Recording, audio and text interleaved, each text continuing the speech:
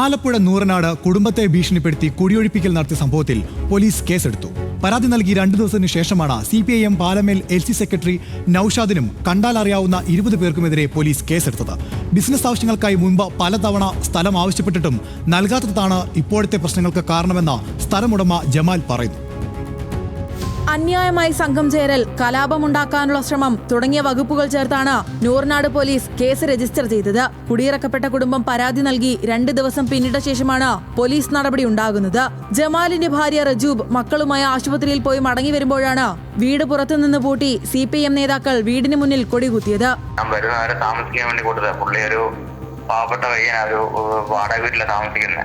അപ്പൊ മഴയൊക്കെ ആയതുകൊണ്ട് ചോർന്നടിക്കുന്നതുകൊണ്ട് ഞാൻ പറഞ്ഞൊരു കാര്യം ചെയ്യും, ഞാൻ വരുന്നവരെ നീ അവിടെ താമസിക്കാൻ വരുമ്പോഴത്തേക്ക് മാറി നിന്നാ മതി എന്ന് പറഞ്ഞ് ഉള്ള ഒരു ഇതിന്റെ പുറത്താണ് പുള്ളിക്ക് അവിടെ താമസിക്കാൻ കൊടുത്തേക്കുന്നത്. ഇപ്പോഴുള്ള പ്രശ്നങ്ങൾക്ക് കാരണം CPIM നേതാവിന്റെ ബിസിനസ് താല്പര്യങ്ങളാണെന്നാണ് സ്ഥലമുടമ ജമാൽ പറയുന്നത്. മുൻപും പലതവണ സ്ഥലം ആവശ്യപ്പെട്ട CPIM നേതാക്കളുടെ ഭാഗത്തു നിന്ന് ഭീഷണി ഉണ്ടായിരുന്നതായി ജമാൽ പറഞ്ഞു. കൈവശാവകാശം കിട്ടിയ ഭൂമി വിട്ടു നൽകാൻ താൻ തയ്യാറായിരുന്നില്ല.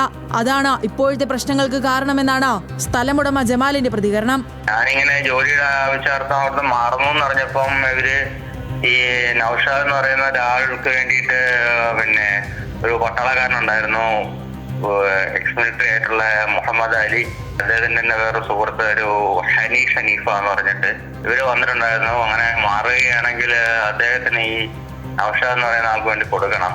CPIM നേതാക്കൾ ആരോപിക്കുന്ന പോലെ EMS ഭവന പദ്ധതിയിൽ തനിക്ക് വീട് ലഭിച്ചിട്ടില്ലെന്നും ജമാൽ പറഞ്ഞു.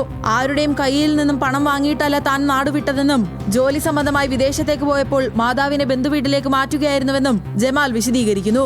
ഇതിനെ തുടർന്നാണ് സുഹൃത്തു കൂടിയായ അർഷാദിനും കുടുംബത്തിനും തന്റെ വീട് താൽക്കാലികമായി താമസിക്കാൻ നൽകിയത്. കൈവശാവകാശമുള്ള ഭൂമിയാണ്, കൈവശാവകാശമാണ്, പട്ടയമില്ല.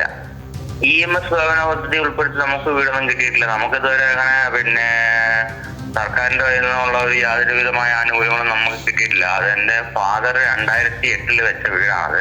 അല്ലാതെ നമുക്കങ്ങനെയുള്ള ഫണ്ടൊന്നും ഇതുവരെ കിട്ടിയിട്ടില്ല. CPIM നേതാവിനെതിരെ കേസെടുത്തെങ്കിലും കുടുംബത്തിനെതിരെ ഭീഷണി നിലനിൽക്കുന്ന സാഹചര്യത്തിൽ ബന്ധുവീട്ടിലാണ് ജമാലിന്റെ ഭാര്യ റജൂബും കുടുംബവും താമസിക്കുന്നത്. ന്യൂസ് മലയാളം, ആലപ്പുഴ.